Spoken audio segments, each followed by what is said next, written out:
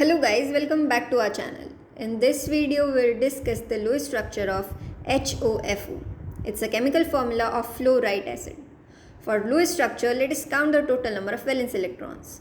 We have one fluorine atom having 7 valence electrons, 2 oxygen atoms having 6 valence electrons, and one hydrogen atom having 1 valence electron.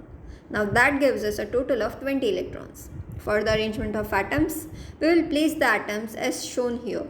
H adjacent to O, adjacent to F, adjacent to O. So this molecule is an exception to the rule where we place the most electronegative element at the terminal part of the molecule.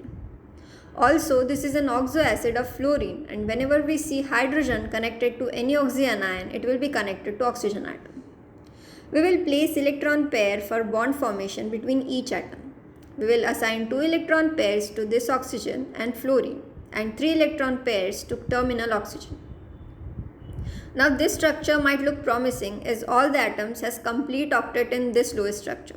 Let us calculate the formal charge just to confirm that this is the final and best possible Lewis structure of fluorite acid.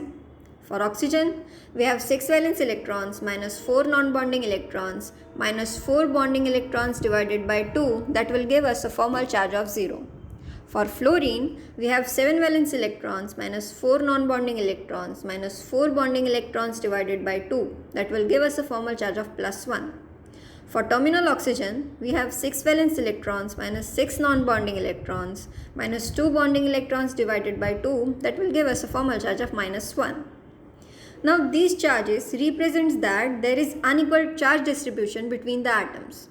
So to avoid that, we will shift 2 electrons from oxygen to in between fluorine and oxygen. Now that will result in formation of a double bond. Now if we calculate the formal charge, it will be 0 on all the atoms present in this molecule.